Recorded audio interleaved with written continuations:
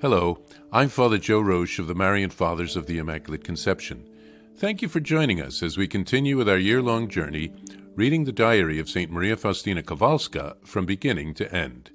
Today we take up from where we left off, beginning with diary entry number 1596.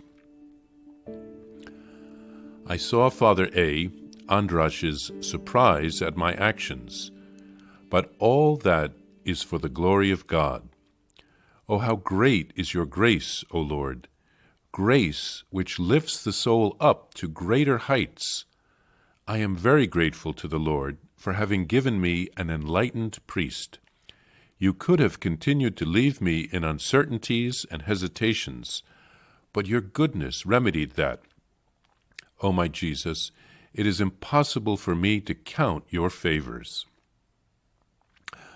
My daughter, your struggle will last until death. Your last breath will mark its end. You shall conquer by meekness. February 13th, 1938. I saw how unwillingly the Lord Jesus came to certain souls in Holy Communion, and he spoke these words to me. I enter into certain hearts as into a second passion. As I was trying to make my holy hour, I saw the suffering Jesus, who spoke these words to me. My daughter, do not pay so much attention to the vessel of grace as to the grace itself, which I give you, because you are not always pleased with the vessel, and then the graces too become deficient. I want to guard you from that, and I want you never to pay attention to the vessel in which I send you my grace. Let all the attention of your soul be concentrated on responding to my grace as faithfully as possible. O my Jesus, if you yourself do not soothe the longing of my soul, then no one can either comfort or soothe it. Your every approach arouses new raptures of love in my soul, but also a new agony, because despite all your approaches to my soul, even the most exceptional, I am still loving you from a distance, and my heart dies in an ecstasy of love, because this is still not the complete and eternal union. Although you commune with me so very often, unveiled, as if face to face, nevertheless you thereby open in my soul and heart an abyss of love and desire for you, my God, and this bottomless abyss, this total desiring of God, cannot be completely filled on this earth. The Lord has given me to know how much he desires the perfection of chosen souls. Chosen souls are, in my hand, lights which I cast into the darkness of the world, and with which I illumine it.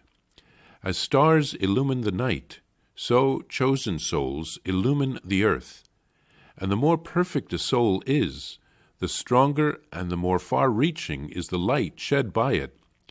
It cannot be hidden and unknown, even to those closest to it, and yet its holiness is reflected in souls, even to the most distant extremities of the world.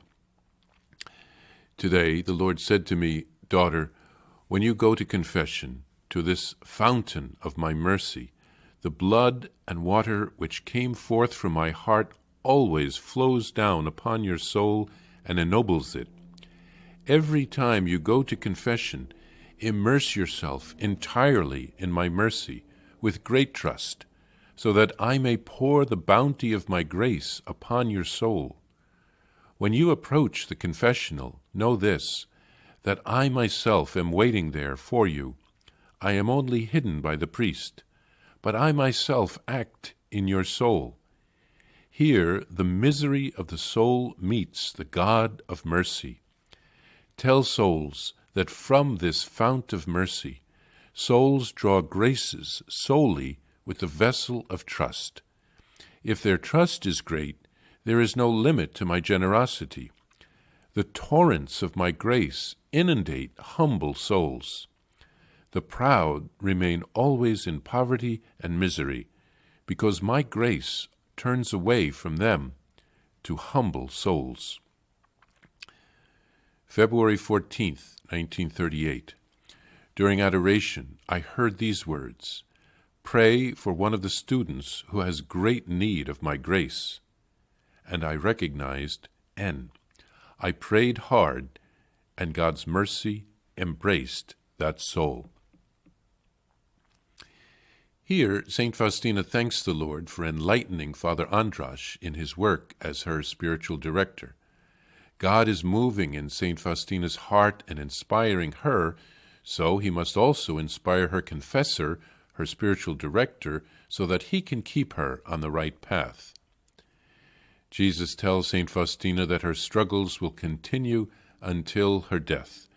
She is a victim soul until the end. He calls her to be meek like he was. In the Beatitudes, Jesus tells us that the meek will inherit the earth. Faustina learns that Jesus comes unwillingly into the hearts of some at Holy Communion. Apparently, they don't prepare their hearts to receive Jesus. Faustina is taught by Jesus to not pay attention to the vessel of grace as much as to concentrate on the grace itself. For example, we might go to a Mass in a church where the priest's style is not pleasing to us.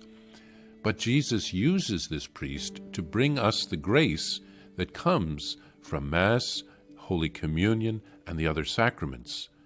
Receiving those graces is what is most important. Jesus tells his chosen souls that they are called to perfection.